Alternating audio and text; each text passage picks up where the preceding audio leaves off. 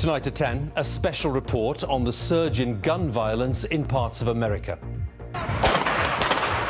In Chicago, gun attacks have increased by nearly 50% in the past year. Most of the incidents involved young black men.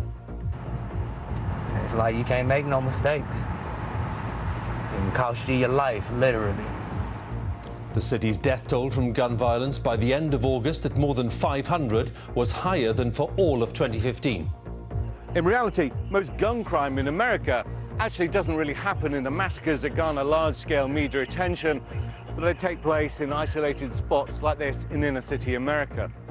We'll be asking if this surge in gun violence in President Obama's political home city is likely to lead to any change. Also tonight, the Labour MP Keith Vaz has resigned as chair of the Home Affairs Select Committee after claims that he used male sex workers. The radical Muslim preacher Anjem Chowdhury has been jailed for 5.5 years for encouraging people to support so-called Islamic State. In the Syrian city of Aleppo, reports that government forces have used chlorine gas to attack rebel-held districts. And on the eve of the opening ceremony in Rio, we take a look at British hopes in the Paralympic Games. In the south, 4 months after the first strike on Southern Rail, another two-day walkout starts tomorrow. And Sussex Police advertise for volunteers. Is this Bobby's on the cheap?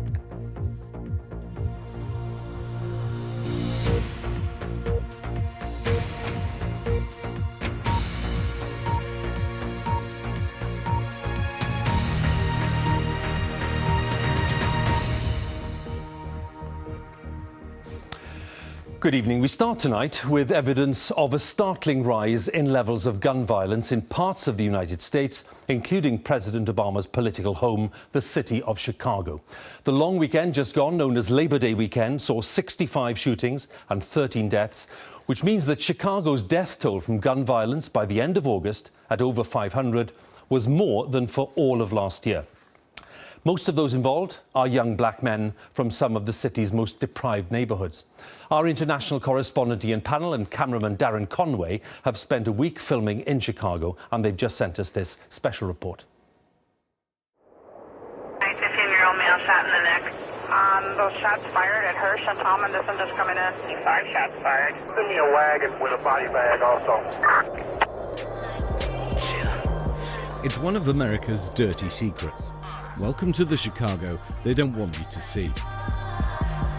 In a city where some live in peace and prosperity, others are in poverty and peril. It was crazy growing up where I was raised. All of poverty and drugs, Jesse Youngin in the maze. On the deuce I saw it all, the guns, the gangs. CTC Duop is a rapper, a promoter and a gang member. He's also a father and an Iraq war veteran. When I'm passing through certain neighborhoods, if it's already a heightened alert of violence in that neighborhood and it's tension, you gotta hurry up and get from point A to point B. Duop carries a gun for protection. You can't just be cruising through no neighborhood that's in war with each other, you know what I'm saying? Because 9 times out of 10, they probably don't recognize the car you in at the time, and they can mistake you as a shooter from one of their rival gangs, and they'll open fire on you. It's like you can't make no mistakes. It can cost you your life, literally. Many in the gang are still at high school. But they all have guns. You know what I mean? Yeah, we out here for real. Ain't no playing out here on GG. Strict gun laws have made no difference here. The last day without a shooting or murder was February 2015. The sad fact is that for some, a life of drugs and violence has now become a way to get ahead. The real tragedy about Chicago is just how common scenes like this are. In reality, most gun crime in America actually doesn't really happen in the massacres that garner large-scale media attention, but they take place in isolated spots like this in inner-city America. And more often than not, the victims are young, black, and their cases are largely ignored. The violence swirls around West and Southside Chicago. A few weeks ago, 6-year-old Takara Morgan was wounded in a drive-by shooting. Some say they're forced into a life of violence. But even those who don't walk that path, like Takara, are still affected. How common is it that the shooting around here? Every day. Every day? Yeah, every day. I am so scared for my kids. I tell you the truth, I'm really scared for my kids. Childhood ends early on the south side. A party on Duop's block commemorates his best friend, who was gunned down nearby. The residents meet to remember and also to forget. The police authority don't like exactly what we do or the way we live. We actually don't like the way that we live. But when you're pushed into a way of life, when you're forced into a way of life, how else can you live? Even though we love the hood, outside looking in, it look like we glorify the hood. We want to be out of the hood, though. That's why we work so hard at showing our potential, because we want to leave this place, man, for good. Duop's family home is now abandoned, a place to record a music video and a place where drug addicts go to get high. Like here in my neighborhood, they start young, man. And it's like when you read the news headlines, that's the age frame they all dying in from gun violence. So we got to teach the kids how to defend themselves. It's senseless violence at the end of the day, but it's like, what do you do when you caught in that moment? You know, you rather be caught with protection than without protection. I never seen so many guns. Like, we had a lot of guns, but I never seen so many guns like now, ever. I deal with it. Bodil is a rapper from the West Side, now the most violent part of Chicago. He's a member of the Vice Lords gang. He's been in prison, and even he's shocked by what's happening. It's like they dropped off, like somebody dropped off crates of guns in everybody's hood. Like, it seemed like it was designed for to lose. But I think that a lot of guys need to die in order to make it better. I think some of these niggas need to get killed and knocked off to get them out the way, make it a better place, because some of them. Okay, so we've been stood here for like 5 minutes. I've seen 2 police cars, 1 ambulance kind of go by. Yeah, I mean, it ain't safe over here at all. Suddenly we were told to leave the area as Bodil and his gang sped off. Hello? Hey, Duo, what just happened? Why did we have to leave so quickly? Because they in war around now. The 2 gangs that's around now, they in beef. That's why so many people get shot in that area. And somebody just got shot like a couple blocks up.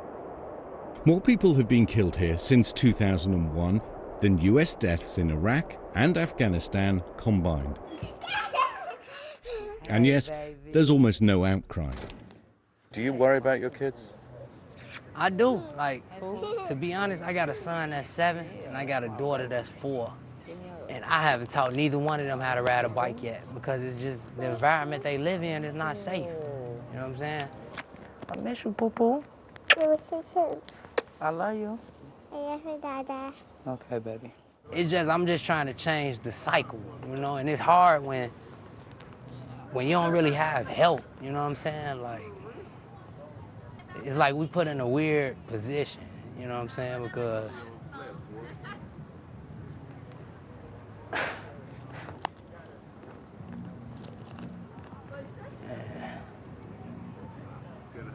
hey, hold on, cut real quick. This shit don't end. You know what I'm saying? This is a never-ending cycle, man. Ain't no way out of this shit. You know what I'm saying? And that's why we do so many drugs, because we just trying to cope with this shit. You know what I'm saying? Like, we human, man. Like, we just human. Just want to give y'all a piece of my mind, you know what I mean? Rest in peace to both of my parents. Shit real out here in Chirac. With so many guns and so little control, the murders will rise, rarely solved and barely noticed. That special report from Chicago by Ian Panela, our correspondent who joins us now from the city. Ian, roughly 2 months to Election Day. Is there any sense that this issue of gun violence having any impact on this presidential campaign? Yeah, Hugh, I don't think I've seen so many guns outside of what we would normally call a war zone. I don't know what to be more surprised by. The level of weapons that are out there on the streets, the fact that a grandmother and a pregnant woman were killed yesterday and barely an eyebrow was raised, or the fact that this hasn't been raised as a major political issue. Now, of course, the Democrats have used it as an argument for much tighter control over gun ownership, and the Republicans have used it as a stick to try and beat the Democrats, in particular because, of course, this is President Obama's hometown. Their argument is the need for much tighter control over law and order in America, and that gun control legislation doesn't work. But overall, no, don't expect this to be a major political issue, but do expect the level of crime, the level of murder in Chicago to continue to rise. Ian, many thanks again. Ian Panel there, our international correspondent in Chicago. Now, the senior Labour MP Keith Vaz, one of Westminster's most high-profile politicians, has resigned as chair of the Home Affairs Select Committee following claims that he paid for the services of 2 male sex workers. Mr Vaz has yet to comment in detail on the allegations, but he said that the work of the committee needed to be conducted without distractions and that those who held others to account should themselves, he said, be accountable. Our deputy political editor, John Pienaar, has the story. Out of luck, out of friends, and now out of one of the most prestigious jobs an MP can do outside government. Keith Vaz, who's spent years putting pressure on the powerful, left home today to give in to the pressure on him to quit over tabloid allegations about his sex life. The news he'd resigned was as big as the story that brought him down was ugly to read. An MP responsible for monitoring policy on prostitution reportedly caught out using male prostitutes. No laws broken except the unwritten ones about reputation and authority. On those he pleaded guilty. In a statement, he said, "It's in the best interests of the Home Affairs Committee that its important work can be conducted without any distractions whatsoever. I'm genuinely sorry that recent events make it impossible for this to happen if I remain chair. Those who hold others to account must themselves be accountable. This is my decision and mine alone, and my first consideration has been the effect of recent events on my family." His committee announced the penalty that he'd accepted. The committee listened, I think in sadness, to what Keith had to say, and with a good deal of respect. Keith has clearly acted in the best interests of the Home Affairs Select Committee and the important work that we do. And with sadness, we all accepted that that was the appropriate course of action that he has taken, and we also appreciate the many challenges facing him personally and his family. And there was this tribute to Mr Vaz's work. I think he has a reputation for getting the best out of witnesses, for being a robust chair, but also being a fair chair as well. Keith Vaz's cutting style in the Home Affairs Committee chair seems ironic looking back. Nobody is questioning our integrity, it's your judgment we're questioning. Can I say on behalf of this committee that we have found your evidence most unsatisfactory? Can I just finish my question before? Yes, I'm sorry. I know you're eager to give evidence, but you need to just calm down. This was the story that brought Keith Vaz down. The tale looked set to run and run. Labour's leader was keen to draw a line under it all. There has to be confidence in a democratic process and therefore confidence in politicians, what they do. Keith has made that decision to resign. I think we should respect that decision, thank him for his work as chair of the Home Affairs Select Committee and move on from there. Vote Keith Vaz, vote Labour. Keith Vaz was elected in 1987, one of a handful of ethnic minority MPs, and rose to become Europe Minister under Tony Blair. But there was controversy about the way he'd lobbied to get British passports for the billionaire Hinduja brothers. His financial dealings have been questioned. Once he was suspended for making exaggerated accusations. Finally, he took a risk in his private life and lost badly. The story was lurid. It threatened to overshadow his committee's work. And the safety net of colleague support had worn too thin. People may be more forgiving about private morality than in past years, but MPs are still bound by codes of conduct harder to define, but no more forgiving than the laws they pass. Tonight, Keith Vaz was in the Commons chamber, reduced, living testimony to the fragility of a political career. At Westminster, the sympathies mostly for his family. Suddenly, Keith Vaz seems a lonely figure. John Pienaar, BBC News, Westminster. The radical Islamist preacher Anjem Choudary has been sentenced to 5.5 years in prison for inviting support for the Islamic State group. Police said that Choudary, who's 49, had stayed just within the law for years but was arrested in 2014 for pledging allegiance to IS. The judge at the Old Bailey described him as a calculating and dangerous man who'd shown no remorse. Our Home Affairs correspondent June Kelly has this report. arrest you early in the morning for speaking the truth. For 20 years he was Anjem Choudhury, hate preacher. Now he's Anjem Choudhury, convicted terrorist. He could have been jailed for 10 years. He was given 5.5 because the judge said his oath of allegiance to so-called Islamic State didn't lead to any specific terrorist act. The same sentence was passed on his co-defendant and close associate, Mohammed Mizanur Rahman. As they were side by side in the dock, their supporters looked down from a packed public gallery.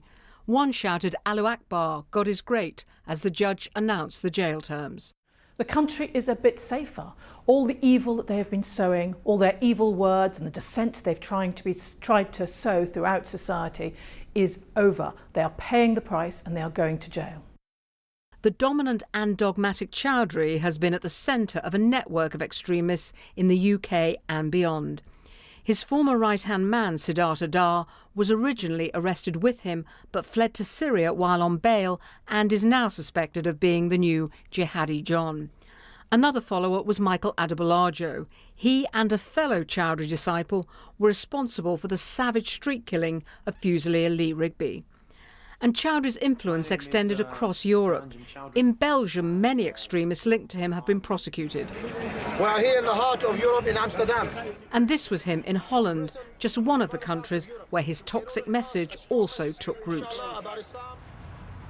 This academic has studied how his reach grew over 2 decades. Anjem Choudhury has been hugely influential over the last 20 years.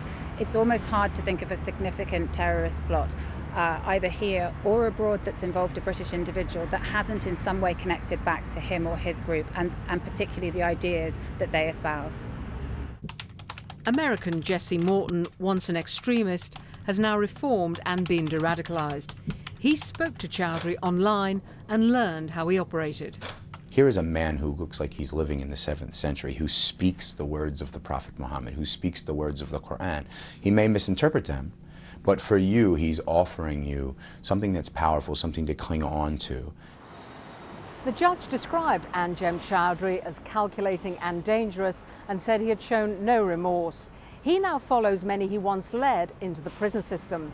And at the age of 49, this is his first jail term. Anjem Choudhury begins his sentence in the high security unit of Belmarsh Prison, housed with a small number of other inmates. He was taken there today, knowing he could be out in a couple of years. The challenge for the authorities is to stop this arch manipulator becoming a figure of influence behind bars.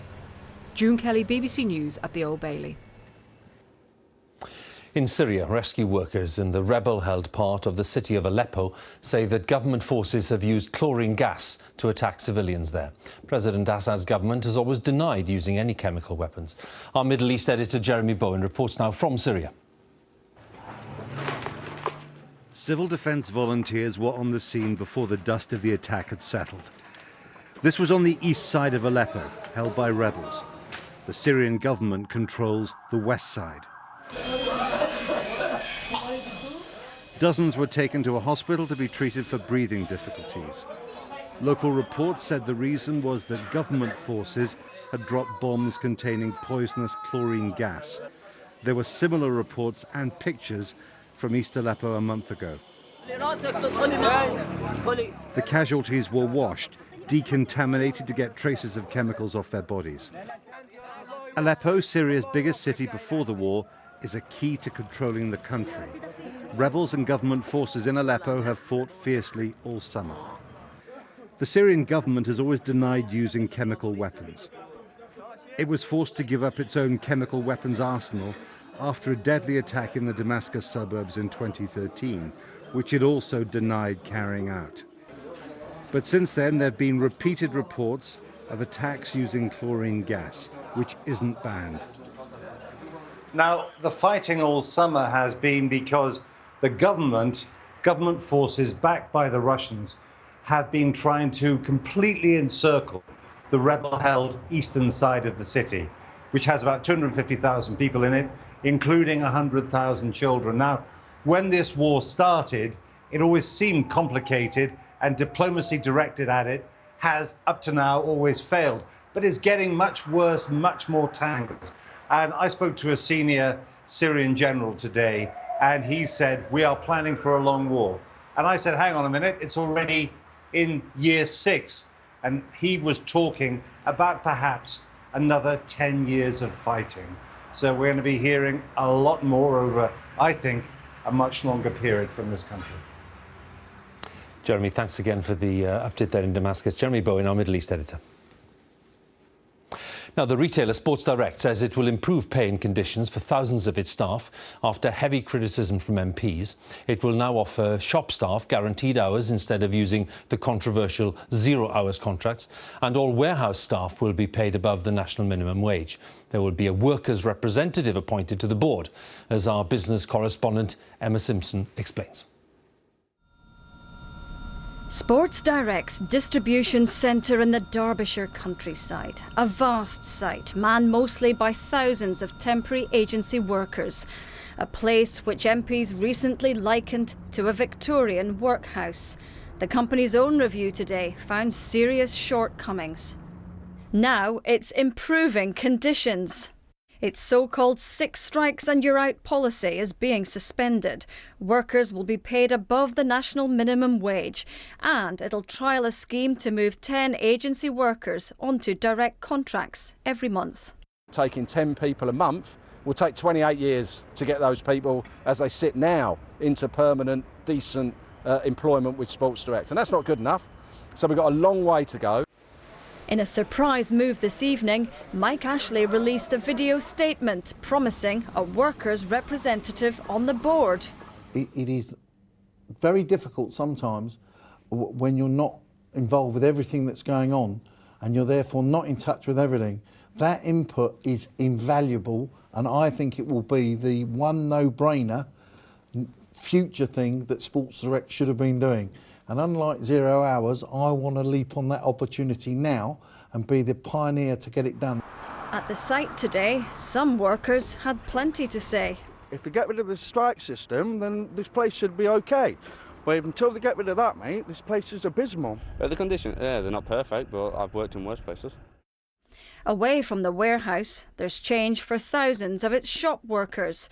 It's offering to move them from 0 hours contracts to permanent ones, which guarantee at least 12 hours work a week. I used to go home every night and say to my girlfriend, I don't know when I'm next going to work. I don't know when I can next earn some money, even though I stated to them that I'm desperately willing to work as many hours as possible. Mike Ashley built Sports Direct from scratch. He still owns most of the company, but the share price has been rapidly going down as the grievances pile up. This review comes just a day before Sports Direct faces the wrath of independent shareholders at its annual general meeting. Pressure from investors has been growing for changes to its top team and to how this business is run. Sports Direct is promising more work on that, but will today's concessions be enough to quell tomorrow's potential shareholder rebellion? Emma Simpson, BBC News. Unpublished papers suggesting the government is considering plans for new grammar schools in England have been caught on camera in Downing Street. The document, being carried into Number 10 today, says that the Education Secretary, Justine Greening, wants the new grammars presented as an option. Our education editor, Branwen Jeffries, is with me, and I suppose the question, Branwen, is how realistic an option? Well, Hugh, this careless slip has shown us really that they are looking quite seriously at expanding grammar provision in England. But they also know it could be tricky, it could be controversial, not least to get through Parliament. So this memo suggests that the first thing they'd look at is to work with the existing 160-odd grammar schools in England, see if any of them want to expand. Now, that was something that was in the Conservative manifesto at the last election, and they've already given permission for a school in Kent to open up on a separate site 10 miles down the road. So we could see a little bit more of that. Interestingly as well, the word reform is used in here, the suggestion that perhaps grammars aren't doing as well as they should be. That's essentially code for making sure that they take pupils from every kind of background. Not all grammar schools have had a good record at making sure that poor, bright children get places alongside middle-class kids. So before any other moves could be imposed, they would look at doing that, because the next step for any new school would have to be to change the law. That's the only way that a new grammar school could be allowed. And there will be opposition from within the Conservative Party and some pretty vocal critics outside. It's only yesterday that Sir Michael Wilshaw, the Chief Inspector, said it was tosh and nonsense to suggest that opening up more grammar schools could help poor, bright children do well. Tonight, the government's saying that it's not commenting, it's still looking at its options. It wants to provide opportunities for the many and not just the privileged few. OK, Bronwyn, thanks very much again. Bronwyn Jeffries there for us, our education editor. A boy and a girl aged 15 have pleaded guilty to the manslaughter of a mother and her daughter in Lincolnshire, but they've denied murder. They're accused of killing Elizabeth Edwards and her 13-year-old daughter, Katie, at a house in Spalding in April. There's been a serious breach of security at London City Airport after activists managed to gain access to a runway there and stage a protest. Flights were stopped for 6 hours, causing major disruption. The campaign group Black Lives Matter said their action was to draw attention to the environmental impact of climate change on black people. Now, in Scotland, the First Minister, Nicola Sturgeon, says her government will focus on boosting the economy following the UK's vote to leave the European Union. She was setting out the SNP government's legislative programme for the year ahead and promised to spend some £4 billion on infrastructure and to consult on a draft independence referendum bill. Our Scotland editor, Sarah Smith, has more details.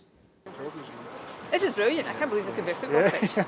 Nothing says I'm getting on with the job better than a photo call in a high-vis jacket. So Nicola Sturgeon got suitably kitted up for a visit to a new school under construction in Edinburgh this morning. But it will feel like it's outside.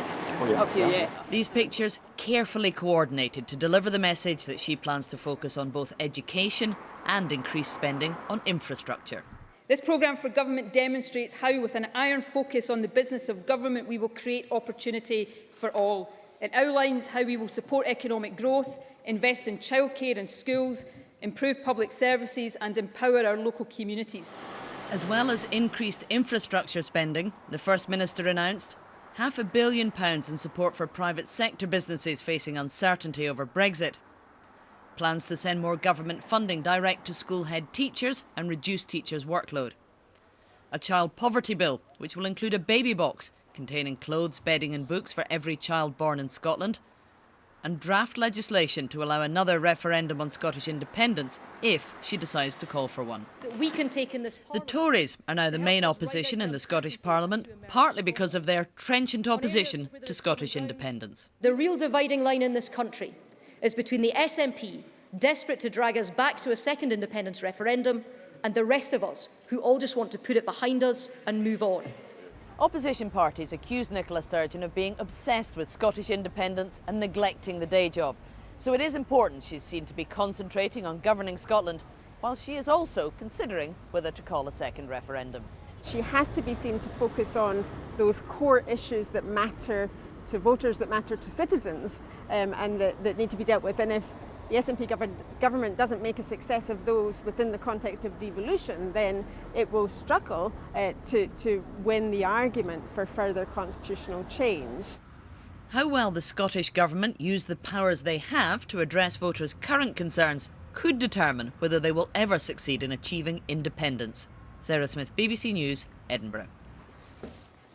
Now, the opening ceremony of the Paralympic Games takes place tomorrow night, and there are high hopes that Paralympics GB can match or even improve on the 120 medals that they won at London 2012, despite having a smaller team this time. Our sports correspondent Andy Swiss is in Rio, and he's been taking a look at the team. Taking aim for Paralympic glory. At their Brazilian training base, the British team are making their final push for Rio, hoping to turn graft into gold.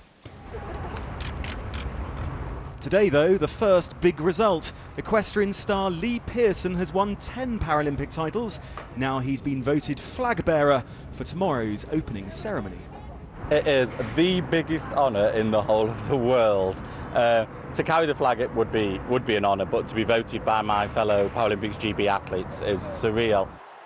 The challenge now is to follow this. London 2012 forged an array of new stars, so will this be another gleaming Games? In recent Paralympics, Britain's medal tally has risen steadily, from 102 in Beijing 8 years ago to 120 in London. Here in Rio, their target is to go at least one better than that, with what is a smaller team and, of course, no home advantage. The absence of Russia here, banned after their recent doping scandal, should help Britain's cause. But the head of the British team insists it's still a testing target. History tends to show that it's very difficult to go to your next away games and repeat that level of performance. So it's a challenging target, but I think that the results over the last couple of seasons especially really point towards this being a pretty special team. And it's a team with plenty of new faces. 16-year-old Maria Lyle juggles schoolwork with sprinting. Now she's among around half the British athletes here, making their Paralympic debut. It's crazy to think 4 years ago I was watching and now I'm like in the training camp with the whole team. But I think even just being here is a great achievement for me, so I'm enjoying every moment and I'm looking forward to the game starting. Turns, scores! That's the golden goal! And of course, British athletes in Rio haven't done too badly so far this summer. So could there now be a second gold rush? On Copacabana, the Olympic rings have been replaced by the Paralympic agitos. The stage is set for yet more sporting drama. Andy Swiss, BBC News, Rio. And there's more talk of the Paralympics on Newsnight on BBC Two. Here's Kirsty. On the eve of the Paralympics in Rio, we reveal concern and confusion over the classification system used to select athletes to compete in the Games. Join me now on BBC Two, 11 o'clock in Scotland. That's Newsnight with Kirsty here on BBC One. It's time for the news where you are. Have a good night.